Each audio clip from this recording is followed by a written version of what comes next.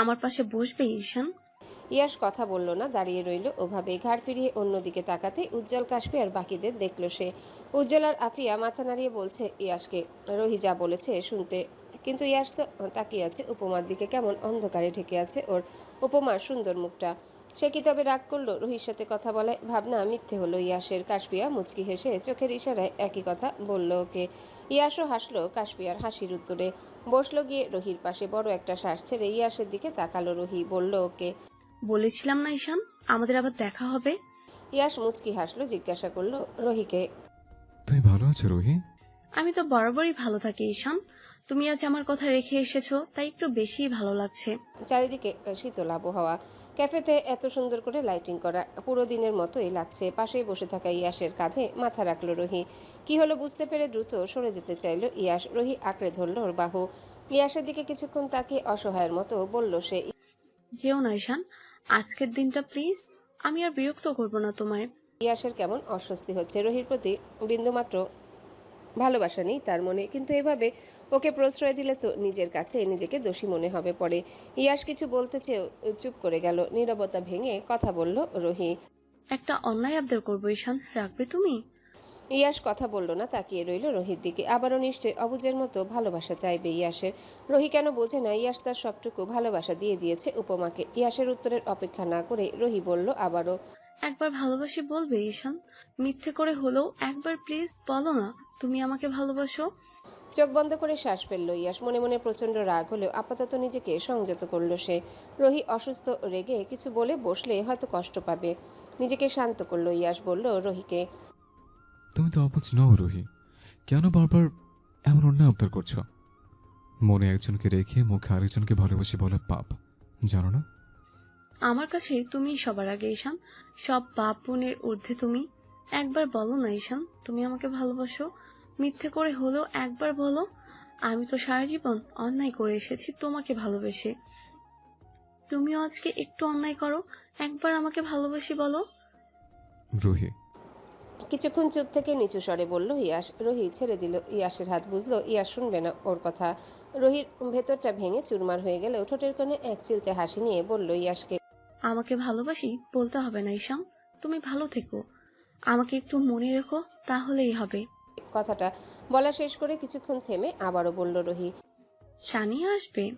মাথা নাড়িয়ে হ্যাঁ সূচক জবাব দিল ইয়াশ। উঠে গেল চা নিয়ে আসবে বলে। কাশফিয়ারা সবাই এখনো দাঁড়িয়ে আছে আগের জায়গাতে। অন্য সময় রোহির মুখে ইয়াশের কথা শুনলে রাগ হয় কাশফিয়ার, কিন্তু আজকে যে খুব কষ্ট হচ্ছে ওর। বুঝতে পারছে মেয়েটা কতটা ভালোবাসে ইয়াশকে। কাশফিয়ার রাগ হচ্ছে নিজের উপরে। যদি ইয়াশের জীবনে না আসতো তাহলে তো রোহি এভাবে কষ্ট পেত না। ইয়াশ নিশ্চয়ই সারা দিত ওর ভালোবাসার ডাকে। কাশফিয়ার মুখটা কেমন বেজার করে রেখেছে রোহির জন্য, হয়তো খারাপ লাগছে ওর। উজ্জ্বল লক্ষ্য করলো এটা, চোখের পানি মুছে বলল কাশফিয়াকে। রোহির কথা তুমি রাগ করো না কাশফিয়া, ওর মাথা ঠিক নেই, অসুস্থ, তাই আমিও কিছু বলি না। ও আর কয়দিন বলো, আমার বোনের জন্য তোমাদের মধ্যে কোনো ঝামেলা হোক আমিও চাই না। নিজেকে ধাতস্থ করে উত্তর দিল কাশফিয়া। আমি রাগ করিনি ভাইয়া। কাশফিয়ার উত্তরে খুশি হলো উজ্জ্বল। সবাইকে নিয়ে চলে যেতে চাইলো এখান থেকে। রোহি না হয় আরেকটু সময় এখানে বসুক। কাশফিয়াও সায় জানালো উজ্জ্বলের কথা। ততক্ষণ চায়ের কাপ হাতে ইয়াশ এসে দাঁড়িয়েছে রোহির সামনে। রোহি হাসি মুখ করে তাকিয়েছে ওর দিকে। চায়ের কাপটা হাতে নেবে তখনই কানে আসলো কাশফিয়ার চিৎকার। কি হলো বুঝতে না পেরে সবাই তাকালো ওর দিকে। রোহি হয়তো কিছু আন্দাজ করলো। কাশফিয়াকে ছুটে আসছিল ইয়াশের দিকে, ওকে সরিয়ে দিয়ে গিয়ে নিজেই দাঁড়ালো ইয়াশের সামনে। কোনো কিছুর বিকট শব্দে কেঁপে উঠল সবাই। ইয়াশের চোখে মুখে রক্তে ছিটে এসে পড়ল। কি হলো বুঝে ওঠার আগে রোহির শরীরটা লুটিয়ে পড়ল মাটিতে।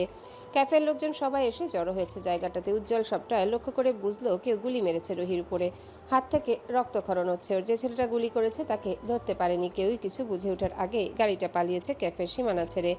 ইয়াশ পাথরের মতো দাঁড়িয়ে আছে ওখানেই। কাশফিয়া ওর কাছে গিয়ে হাতে সামান্য ঝাঁকুনি দিয়ে বলল। দাঁড়িয়ে আছেন কেন? রুহি আপুর হাতে গুলি লেগেছে, হাসপাতালে নিতে হবে এক্ষুনি।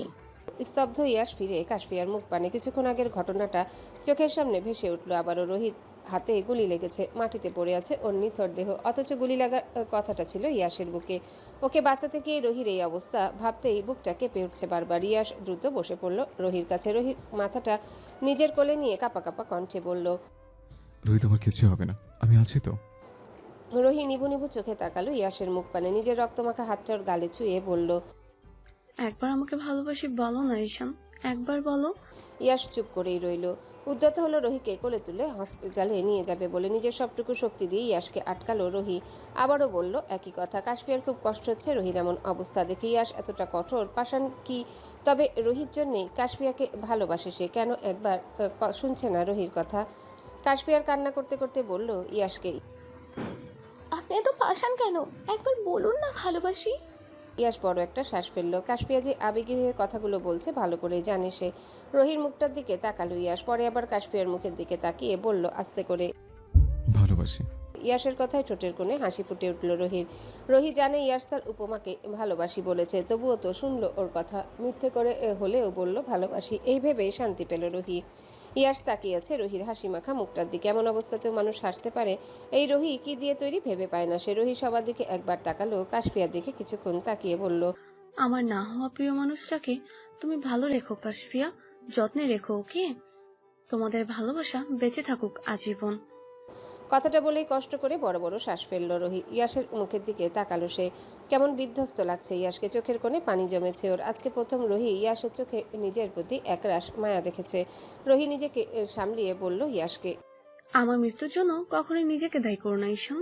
আমি আগেই বুঝছিলাম আমার সময় শেষ, তাই তো তোমাকে ডেকে আনলাম শেষ দেখা দেখবো বলে। ইয়াশ বরাবরের মতোই মিথ্যে আশ্বাস দিয়ে বলল রোহিকে। তোমার কিছু হবে না রোহি, আমি তোমার কিছু হতে দেব না। প্রতি উত্তর করলো না রোহি। ওর মুখ দিয়ে কথা বেরোচ্ছে না, আর চোখের পাতা দুটো লেগে আসছে, বারবার তাকানোর শক্তিটুকুও নেই আর রোহির মধ্যে। নিজের সবটুকু ভর ইয়াশের উপরে ছেড়ে দিল রোহি। কি হলো বুঝতে পেরে উজ্জ্বল আর বাকিরা চিৎকার দিয়ে উঠল। বারবার ইয়াশকে বলল রোহিকে গাড়িতে তুলতে, এক্ষুনি হাসপাতালে নিয়ে যেতে হবে। দেরি করলো না ইয়াশ, দ্রুত কোলে তুলে নিল রোহিকে। হাসপাতালের করিডোরে পায়চারি করছে উজ্জ্বল। কাশফিয়া তখন থেকে কান্না করে যাচ্ছে রোহির জন্য। কাশফিয়া তখন দেখেছে গাড়িতে বসে থাকা লোকটাকে। ইয়াশকেই টার্গেট করেছিল লোকটা। কাশফিয়া তো ওকে বাঁচাতে চেয়েছিল, ছুটে এসেছিল ইয়াশের কাছে, কিন্তু ওকে সরিয়ে দিয়ে রোহি যে নিজেকে মৃত্যুর দিকে ঠেলে দিবে জানা ছিল না কাশফিয়ার। কেন করলো রোহি এমন? এসব ভাবছে আর কান্না করছে কাশফিয়া। কান্না করতে করতে চোখ দুটো ফুলে গেছে ওর। ইয়াশ পাশেই দাঁড়িয়ে আছে। একবার কাশফিয়ার দিকে তাকে আবারও চোখ ফিরিয়ে নিল সে। কত শত চিন্তা ইয়াশের মাথায়। তখন কে এসেছিল ওকে মারতে? নিশ্চয়ই ঈশান। কিন্তু ঈশান এত তাড়াতাড়ি সুস্থ হলো কিভাবে? ঘুরে ফিরে বারবার ইয়াশের সন্দেহ যাচ্ছে ঈশানের দিকে।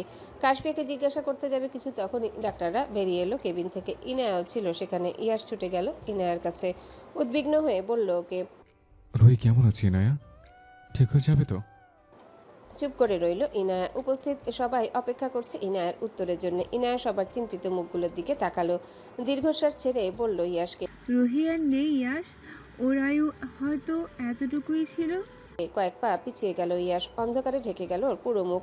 চোখ বেয়ে গড়িয়ে পড়ল দুফোঁটা পানি। হ্যাঁ, ইয়াশ কাঁদছে। এই প্রথম হয়তো সে কারোর জন্যই কাঁদছে। ইয়াশের যে প্রচন্ড রকমের অনুশোচনা হচ্ছে। বারবার রোহির মৃত্যুর জন্যে নিজেকে দোষারোপ করে যাচ্ছে সে। ইনার মুখ থেকে কথাটা শুনেই কাশফিয়া শব্দ করে কান্না করে দিল, সাথে সিমি আর আফিয়াও। উজ্জ্বল পাথরের মতো দাঁড়িয়ে আছে, চোখের পানিও শুকিয়ে গেছে ওর। ইস, কত কত অপূর্ণ ইচ্ছে নিয়ে পৃথিবীর মায়া ত্যাগ করলো ওর বোনটা।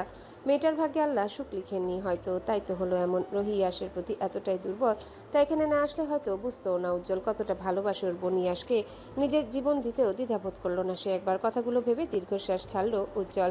এখন আর এত কিছু ভেবে কি হবে? যে যাওয়ার সে তো চলেই গেছে। উজ্জ্বল কথা না বলে এগিয়ে গেল রোহির কেবিনের দিকে। বোনের প্রাণহীন দেহটার কাছে বসে রইল কিছুক্ষণ। কান্না করবে না ভেবেও কান্না করে দিল উজ্জ্বল। সেও তো মানুষ, কষ্ট তারও হয়। মা বাবার পরে আপন বলতে তো ওর রোহি ছিল। মেয়েটাও স্বার্থপরের মতো চলে গেল ওকে ছেড়ে। কে উজ্জ্বলকে ভাইয়া বলে ডাকবে এবার? ভুলভাল কাজ করে বসলে কেই বা বকাবকি করবে? কথাগুলো ভাবছে আর অঝরে কাঁদছে উজ্জ্বল। জাপড়ে ধরেছে রোহির প্রাণহীন নিস্তেজ শরীরটা। রোহির মৃত্যুর আজ প্রায় 4 মাস হতে চলল। ওকে কবর দেওয়া হয়েছে দেশেই। অদ্ভুতভাবে রোহির মৃত্যুর পর থেকে ঈশানকেও কোথাও খুঁজে পাওয়া যাচ্ছে না। কারোরই বুঝতে বাকি নেই কাজটা ঈশানের। ইয়াশও সেদিনের পর থেকে পাগলের মতো খুঁজে চলেছে ঈশানকে। নিজে হাতে মারতে না পারলে শান্তি পাবে না সে। ইয়াশ বসে আছে ওর অফিস রুমে, ভাবছে কথাগুলো। হঠাৎই ড্রয়ারে রাখা একটা হলুদ খামটার দিকে চোখ যায় ওর। দীর্ঘশ্বাসটা ফেলে খামটা হাতে তুলে নেয় ইয়াশ। ভিতরে রাখা গুটি গুটি অক্ষরে লেখা চিঠিটা বের করে পড়তে শুরু করে সে। আমার না হওয়া প্রিয় মানুষ, তুমি নিশ্চয়ই আমার চিঠি পড়ছো। তুমি যখন আমার এই চিঠি পড়বে তখন হয়তো আমি তোমার থেকে অনেক দূরে, শত আলোকবর্ষ দূরে, চাইলেও যেখান থেকে ফিরে আসা যায় না। জানো তো ঈশান, তুমি আমার হবে না জেনেও আমি সব সময় চেয়ে গেছি তোমাকে। তুমি কি ভাবলে আমি বাঁচতে চাই বলে ছুটে এসেছি এত দূর? না ঈশান, যে জীবনে তুমি নেই সেই জীবন রেখে আমি কি করব বলো? সবকিছু পেলেও যে তোমার শূন্যতা থেকে যাবে আজীবন। এত অপূর্ণতা নিয়ে বাঁচা যায় বলো? আমি তোমাকে দেখবো বলে এসেছি, শেষবারের মতো চোখের দেখা দেখবো বলে। মুখে তোমাকে ভুলে গেছি বললো যে আমার পাগল মনটা সারাক্ষণ খুঁজে বেড়ায় তোমাকে, পেতে চায় তোমার ভালোবাসা। আমার তৃষ্ণার্ত চোখ জোড়া বারবার দেখতে চায় তোমাকে। মাঝে মধ্যে তোমার উপমার উপর আমার অনেক হিংসা হয় ঈশান। কেন আল্লাহ ওর ভাগ্যটা আমাকে দিলেন না? পরক্ষণে আবার ভাবি আমার ভাগ্যে আল্লাহ হয়তো তোমাকে লেখেনি, উনিও চান না তুমি আমার হও। নিয়তি ভেবেই সান্ত্বনা দেই নিজেকে, কিন্তু এত কিছু করেও ভুলতে পারি না তোমাকে। বারবার মনে পড়ে তোমার কথা। তোমার উপমা তো ভাগ্যবতী ঈশান, সে তোমার ভালোবাসা পেয়েছে, যত্ন পেয়েছে, তোমার বুকে ঠাঁই পেয়েছে। কত সহজে সে না চেয়েও পেয়ে গেল তোমাকে। আর আমাকে দেখো, আমি কেবল ধ্বংস করতেই জানি, তাই তো এত করে চেয়েও পেলাম না তোমাকে। তবে আমার আফসোস নেই, আমি জানি শেষবার তুমি ফেলবে না আমার কথা। মিথ্যে করে হলো একবার ভালোবাসি বলবে আমাকে, না বলে আমি জোর করেই বলিয়ে নেব। এক জীবনে এত অপূর্ণতা নিয়ে আমি মরেও যে শান্তি পাবো না। আবারও বলছি ঈশান, তুমি ভালো থেকো। পৃথিবীর সবটুকু সুখ তোমার হোক, সব ভালো তোমার ভাগ্যেই থাকুক। আমাকে তুমি মনে রেখো, ভালোবাসায় না হোক ঘৃণায় রেখো, তবুও প্লিজ মনে রেখো। আমার হাত কাঁপছে, চোখ দিয়ে অনবরত পানি গড়িয়ে পড়ছে। আমি আর লিখতে পারছি না ঈশান, নিজের উপর আজ হাসি পাচ্ছে আমি কত নির্লজ্জ দেখো। মৃত্যুর মুখে দাঁড়িয়েও আমি তোমাকেই চাইছি, সত্যি আমি তোমাকে চাই। এই জীবনে না পাই তবু পরজন্মে যেন তোমাকে পাই। ভালো থেকো আমার না হওয়া ভালোবাসার মানুষ, আমার না হলেও তুমি অন্যের হয়ে ভালো থেকো। ফোনের রিংটোনের আওয়াজে ধ্যান ভাঙল ইয়াসের। হাতের চিঠিটার দিকে তাকিয়ে দীর্ঘশ্বাস ছেড়ে বলল ইয়াস, তুমি কেন আমাকে এত ভালোবাসলে রুহি? আমি যে তোমার ভালোবাসার যোগ্য ছিলাম না কোনো কালেই। আমার জন্য নিজের জীবন দিতেও ভাবলে না একবার। অথচ আমি মানুষটা কত নিষ্ঠুর। তোমার প্রতি এক বিন্দু ভালোবাসা জন্মালো না আমার। তোমাকে ভালো না বাসলেও আমি মনে রেখেছি, আমার হৃদয়ের গভীরতম স্থানে রেখে দিয়েছি তোমাকে যত্ন করে। ফোনের রিংটোন বেজে যাচ্ছে বারবার। বিরক্তিতে কপাল কুঁচকাল ইয়াস। চিঠিটা যত্ন করে রেখে দিল যেখানে ছিল সেখানেই। ফোনটা হাতে তুললেই দেখলো উজ্জ্বল কল দিয়েছে ওকে। বলো ভাইয়া। তুমি কি আসবে না ইয়াস? না।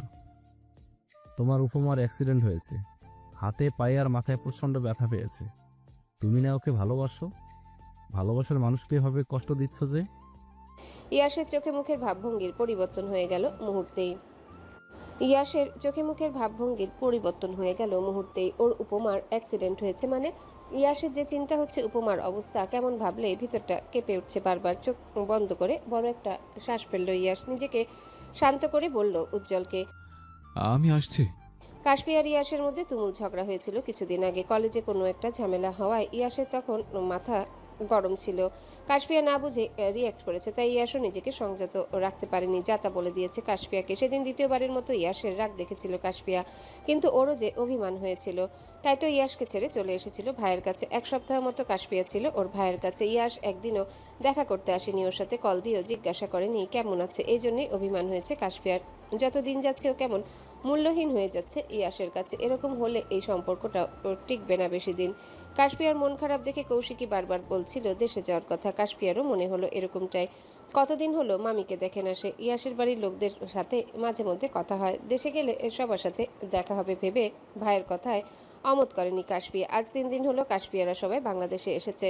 কৌশিক বা ইনায়াকে কিছু না বলে কাশফিয়া একা একা চলে এসেছে খন্দকার মঞ্জিলে। রহির মৃত্যুর পর সেদিন আবারও খন্দকার মঞ্জিলে ফিরে এসেছিল আনন্দ। সবাই ভেবেছিল ইয়াসও এসেছে হয়তো, কিন্তু সবটা শুনে আবারও মুখ জুড়ে চিন্তারা ভিড় জমিয়েছিল সবার। কাশফিয়া কোনোভাবে সামলালো সবটা। কৌশিকের মধ্যে ওকে নিতে আসলেও যায়নি, থেকে গেছে ও বাড়িতেই।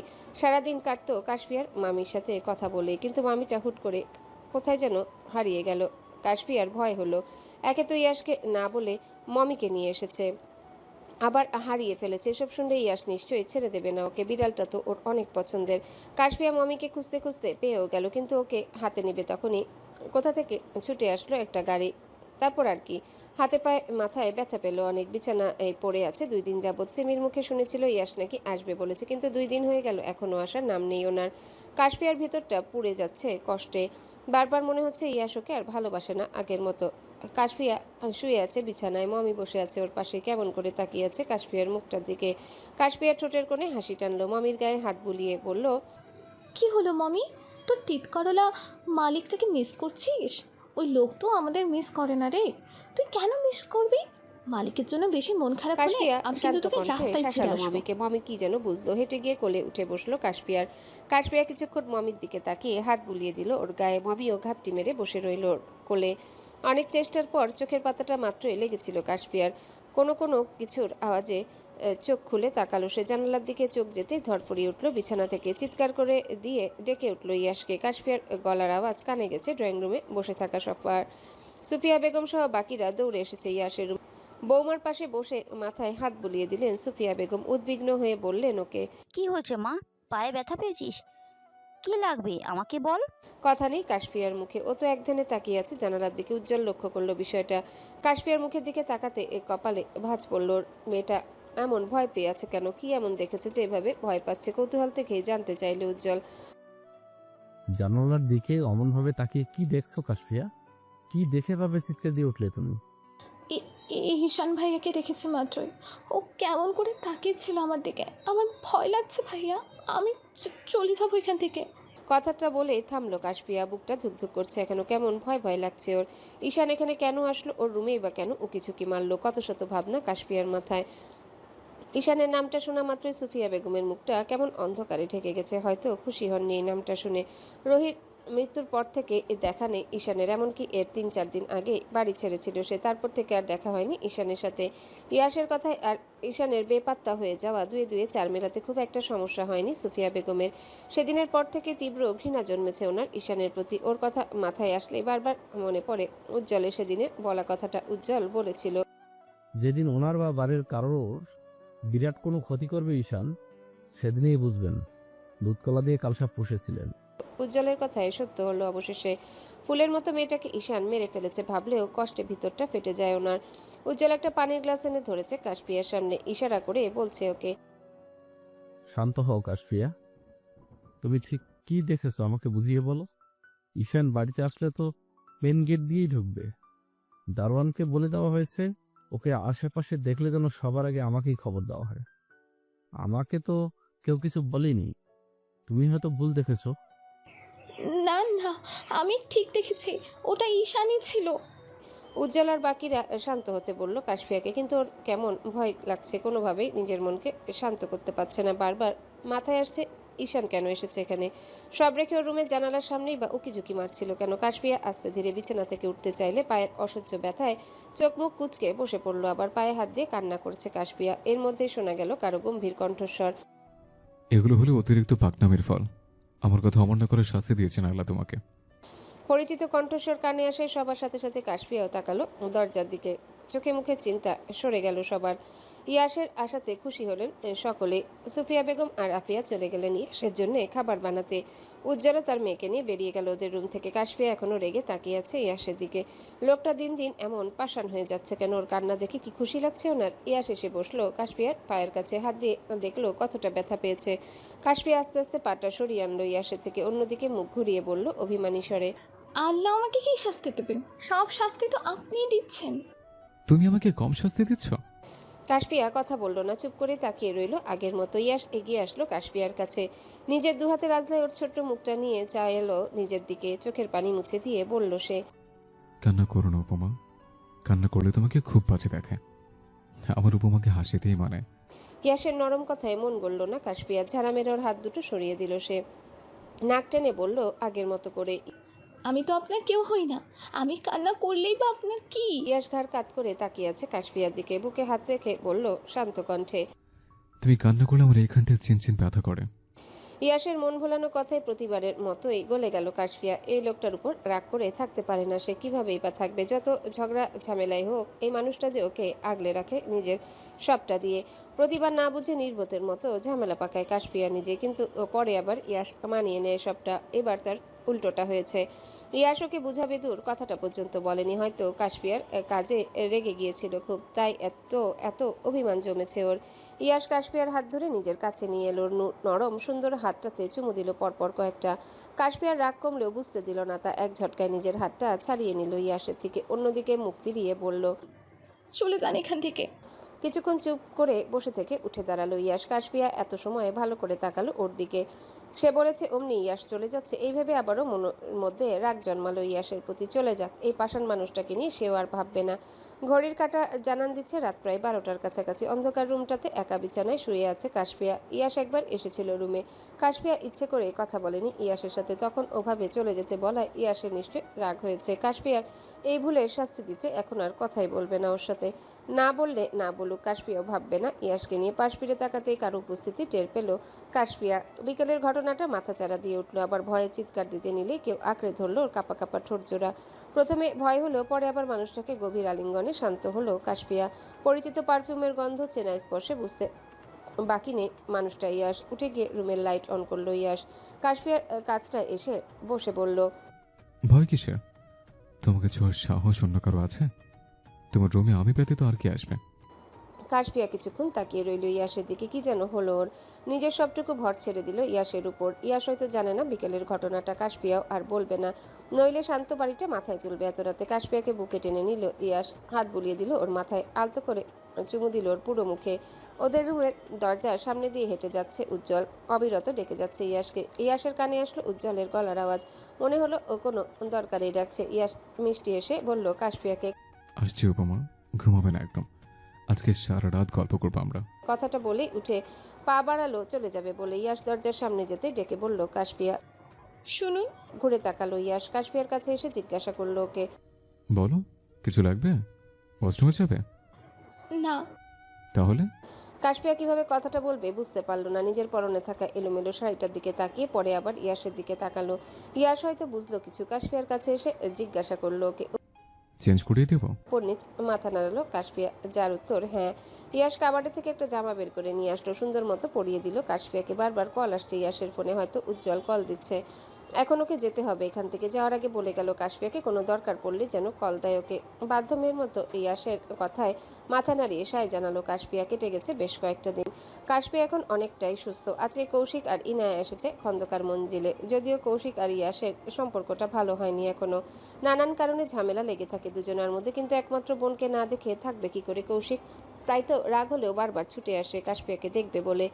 ইনায়ার কাশফিয়া কি যেন কথা বলছে, মাঝে মধ্যে আবার হেসে উঠছে দুজন। ইয়াশ মাত্র রুমে ঢুকেছিল, ননদ ভাবির এমন মধুর আলাপে বাগড়া দিতে চাইল না সে। চলে যাবে তখন ইনায়ার ডাক আসলো ইয়াশের কানে, আরে ইয়াশ, চলে যাচ্ছিস কেন?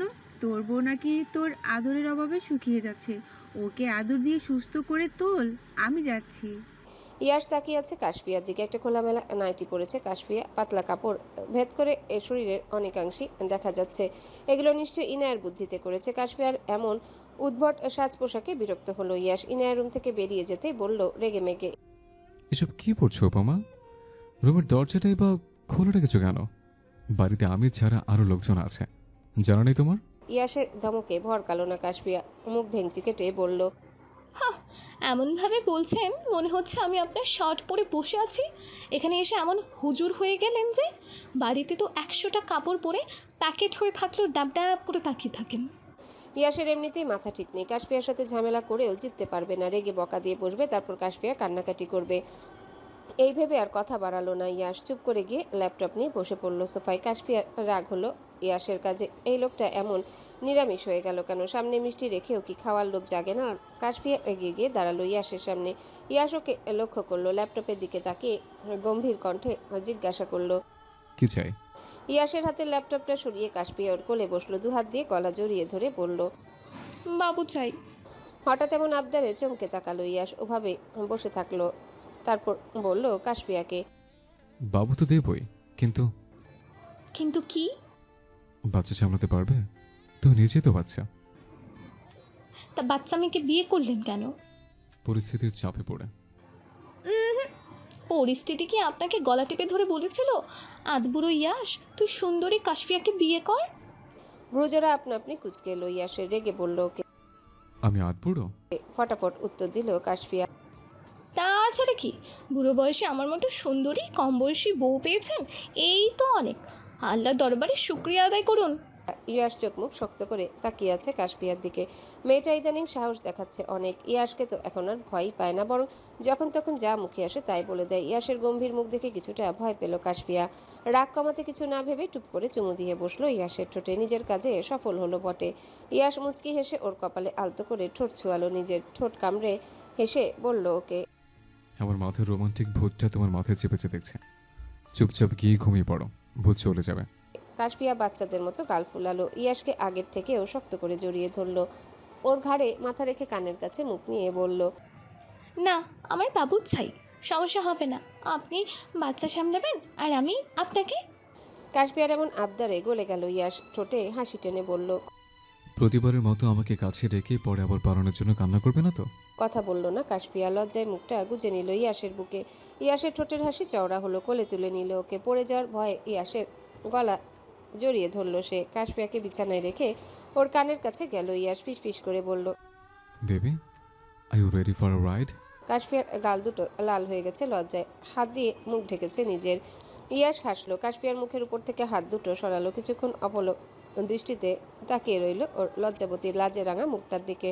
ইয়াশ মুখ ডুবালো কাশফিয়ার গলায়, ওর অনাবৃত দেহের প্রতিটা ভাঁজে গভীর চুম্বন দিতে ব্যস্ত হলো সে।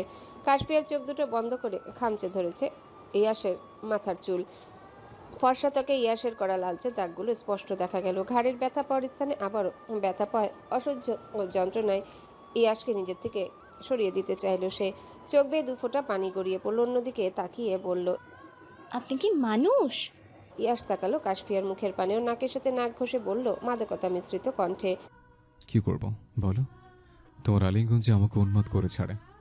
I lose control over myself. প্রতি উত্তর করলো না কাশফিয়া। চলে যেতে চাইলে ইয়াশ ওকে টেনে ফেললো বিছানায়, ঠোঁট কামড়ে হেসে বলল, আমার আদর সহ্য করতে পারবে না, আবার আমাকে কাছে রাখবে। This is not fair. কাছে যখন ডেকেছই, আমার ভালোবাসার যন্ত্রণা সহ্য করতে হবে। কাশফিয়া কিছু বলতে চেয়েও বলতে পারল না। ইয়াশ আঁকড়ে ধরল ও ঠোঁট জোড়া। কাশফিয়াও আর দূরে সরানোর চেষ্টা করলো না ইয়াশকে।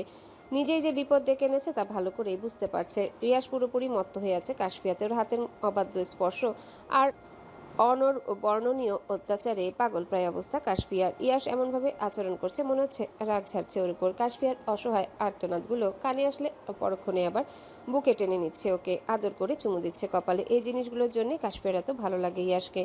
শত যন্ত্রণার মধ্যে ইয়াশের এই যত্ন, ভালোবাসা শান্তি দেয় ওকে। মাত্রই ওয়াশরুম থেকে বেরোলো ইয়াশ। মাথার ভেজা চুলগুলো টাওয়ালের সাহায্যে মুছতে মুছতে এসে দাঁড়িয়েছে আয়নার সামনে।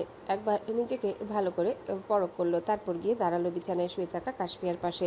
মেঝেতে হাঁটু গেড়ে বসে একধানে কাশফিয়ার মুখটার দিকে তাকিয়ে আছে ইয়াশ। মনে মনে ভাবছে, আমার মতো হ্যান্ডসাম ড্যাশিং গুড লুকিং একটা ছেলে কিনা এমনি আধবুড়া বলে, এমন অন্যায় মানা যায়? সে কারো উপস্থিতি টের পেয়ে কাশফিয়া চোখ খুলে তাকালো। ইয়াশকে সামনে বসে থাকতে দেখে জিজ্ঞাসা করলো, কি দেখছেন? আমার উপমাকে।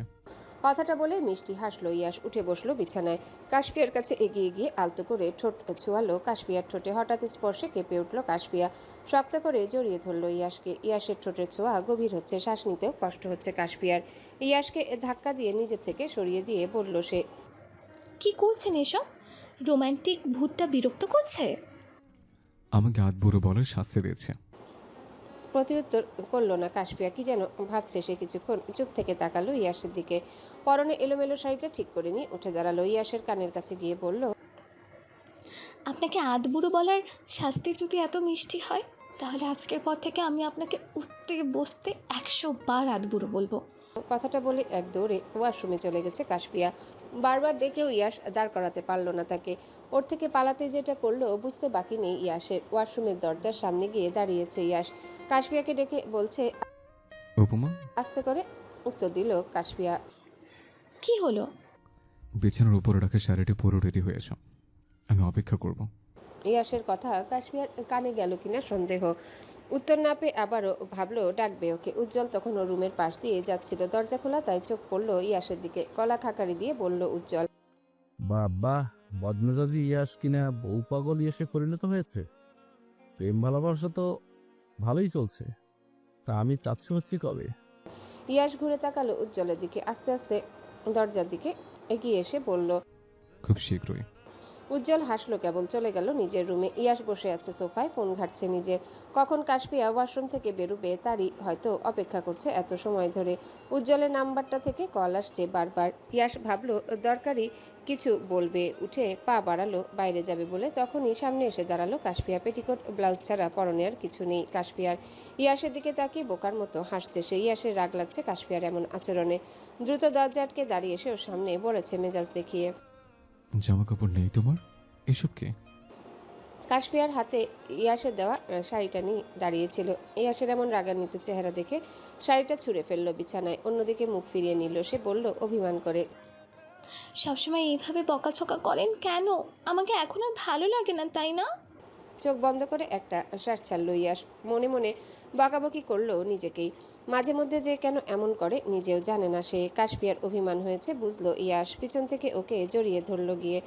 যে শাসন করে সেই তো বেশি ভালোবাসে। ভালোবাসি কথাটা কি মুখে বলতে হয় বারবার? ভালোবাসি না বললে তোমাকে আমি ভালোবাসি। আমার শেষ নিঃশ্বাস পর্যন্ত আমি তোমাকে ভালোবেসে যাব। তুমি আমার সূচনা ছেলে, আর শেষ নিঃশ্বাসেও তুমিই থাকবে। আমি তোমাকে ভালোবাসি উপমা, নিজের সবটুকু দিয়ে ভালোবাসি। আমি চাই তুমি কেবল আমার থাকো। তোমার ভাবনা ভালোবাসা সবটাই হোক আমাকে ঘিরে। তাই তো এত আগলে রাখি তোমায়। শান্ত হলো কাশফিয়া, তাকালো ইয়াসের মুখ পানে। মনে মনে নিজের উপরে রাগ হলো ওর। বারবার না বুঝে কেন ভুল ভাবে ইয়াসকে। ইয়াস শক্ত করে জড়িয়ে ধরলো কাশফিয়াকে। কাশফিয়া নিজের মাথা রাখলো ইয়াসের বুকে। ভুল বোঝাবুঝি মিটে গেল দুজনার।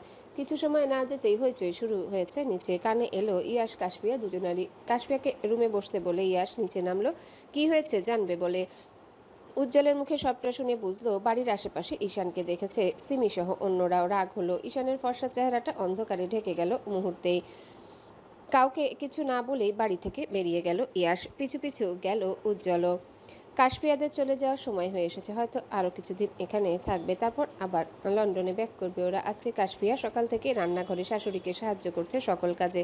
আফিয়া মাত্রই এসেছে রান্নাঘরে। কাশফিয়াকে এত কাজ করতে দেখে বারবার বলছে ওকে রুমে যেতে, কিন্তু কাশফিয়া শুনলো না ওর কথা। আফিয়া এগিয়ে এলো, কাশফিয়ার হাতে থাকা খুন্তিটা কেড়ে নিয়ে বলল, তোমাকে এসব করতে হবে না কাশফিয়া। তুমি আমার ভাইয়ের একমাত্র আদরের বউ। এসব করছো জানলে সে আমাদের গর্দান নেবে। তুমি বরং আমাকে ফুপি ডাক শোনানোর দায়িত্বটা পালন করো। শেষের কথাটায় কিছুটা লজ্জা পেল কাশফিয়া। সুফিয়া বেগমও মুচকি হাসছেন মেয়ে বৌমার কথা শুনে। কাশফিয়া চোখ গেল দরজার দিকে। মমি এসে দাঁড়িয়েছে অসহায়ের মতো। কাশফিয়ার কেমন মায়া হলো ওকে দেখে। কাছে গিয়ে কোলে নিল মমিকে। আফিয়ার সুফিয়া বেগমের কথা মেনে যেতে শুরু করলো নিজের রুমের দিকে। রহি রুমের পাশ দিয়ে যাচ্ছিল কাশফিয়া। দরজাটা খোলা দেখে চোখ গেল নিস্তব্ধ রুমটার দিকে। পা জোড়া থেমে গেল ওর। দরজায় লাগানো পর্দাটা সরাতেই দেয়ালে টাঙানো রোহিত ছবিটায় চোখ আটকে গেল ওর। আস্তে আস্তে হেঁটে গিয়ে দাঁড়ালো ছবিটার সামনে। রোহিত শ্যামলা মুখের মন ভোলানো সেই হাসিটা আবারও দেখলো কাশফিয়া। নিঃসন্দেহে ওকে নাম দেওয়া যায় মায়াবতী। এই অতি সুন্দর মেয়েটাকে ইয়াস এত অবজ্ঞা করলো ওর জন্যে। মাঝে মধ্যে এগুলো ভাবলে মনে হয় রোহিত সত্যিই বলতো কাশফিয়া ভাগ্যবতী। দেয়ালে টাঙানো রোহিত ছবিটা হাত দিয়ে ছুঁয়ে দেখলো কাশফিয়া। ও নেই ভাবতেই বুকের ভেতরটা মোচড় দিয়ে উঠলো। সেদিন যদি কোনোভাবে রোহিত জায়গায় কাশফিয়া গিয়ে দাঁড়াতো, কোনোভাবে যদি বেঁচে যেত রোহি, হয়তো মেয়েটার অপূর্ণ ইচ্ছেগুলোর কিছুটা হলে সত্যি হতো। সিমির ডাকে ধ্যান ভাঙলো কাশফিয়া। নিজেকে স্বাভাবিক করে বেরোলো রোহির রুম থেকে। যাওয়ার আগে পুরো রুমটাতে চোখ বুলিয়ে গেল সে। ঈশানকে পাগলের মতো খুঁজে যাচ্ছে ইয়াস। ওর নামটা মাথায় এলেই রাগে রক্তবর্ণ ধারণ করেছে ওর চোখ দুটো। ঈশানকে নিজে হাতে মারতে না পারলে শান্তি পাবে না। সেগুলো ভাবতে ভাবতে পারিবারিক কবরস্থানের দিকে যাচ্ছিল ইয়াস। আজকে একবার ঘুমন্ত পরীকে দেখে আসবে সে। রোহির কবরের সামনে আসতেই থমকে দাঁড়ালো ইয়াস। ওর উপস্থিতি টের পেয়ে কেউ একজন দ্রুত চলে গেল ওখান থেকে। ইয়াসের সন্দেহ হলো, মনে হলো লোকটাকে আগেও দেখেছে। কিছু না ভেবেই পিছু নিল। কিছু দূর যেতে সুফিয়া বেগমের সাথে ধাক্কা লাগলো ইয়াসের। ওনার চিন্তিত মুখটার দিকে তাকিয়ে জিজ্ঞাসা করলো, কি হয়েছে আম্মু? আমার উপমা ঠিক আছে? সুফিয়া বেগমের কেমন লাগছে ইয়াসকে এখানে দেখে? ভয়ে হাত পা কাঁপছে ওনার, তবুও নিজেকে সামলে নিয়ে বললেন, না, বৌমা ঠিক আছে। তাহলে এই সময়ে এখানে আসলে যে?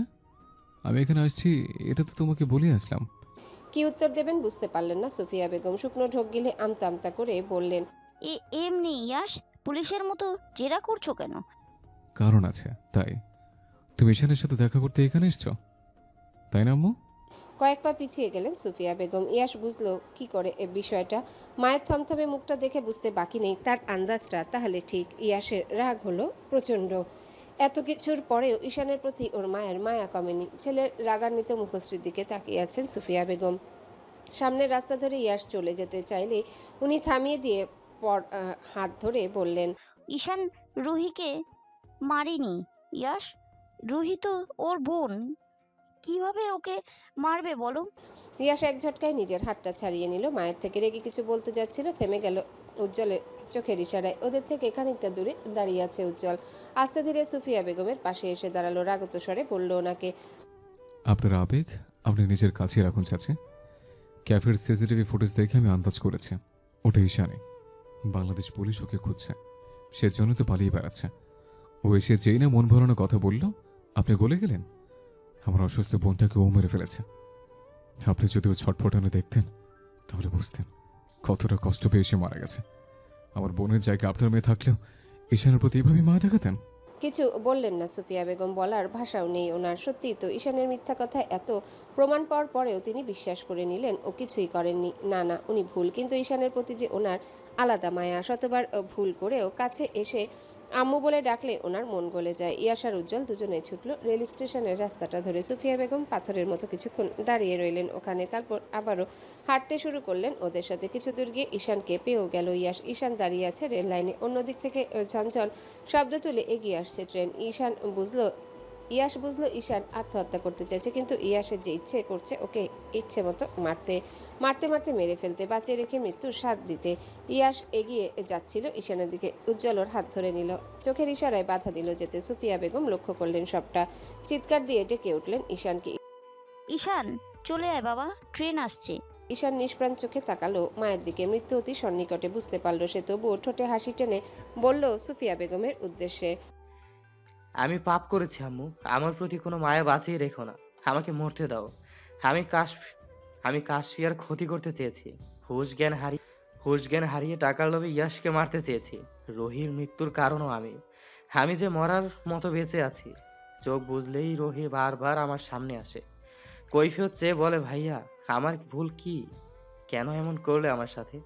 আমার ভেতরটা যন্ত্রণা হয় আম্মু, আমি মুক্তি পেতে চাই, মৃত্যু ছাড়া যে এর উপায় নেই। তুমি ভালো থেকো আম্মু, তোমার এই পাপী ছেলেটাকে ভুলে যেও। কথাগুলো ও বলে থামলো ঈশান। ইয়াশের কানে বাজছে বারবার, টাকার লোভে মারতে চেয়েছি মানে? কে ঈশানকে টাকা দিয়েছে ওকে মারার জন্যে? ভাবনার জগৎ থেকে বেরোলো ইয়াশ, দ্রুত ছুটে গেল ঈশানকে বাঁচাতে, কিন্তু হাত উঁচে ওকে থামতে বলল ঈশান। ইয়াশ তবুও শুনলো না ওর কথা। কাছে যাওয়ার আগে ট্রেনের নিচে কাটা পড়লো ঈশান, ছিন্ন ভিন্ন হয়ে গেল ওর শরীরটা। পায়ের গতি কমে গেল ইয়াশের, থম মেরে দাঁড়িয়ে রইল ওখানে।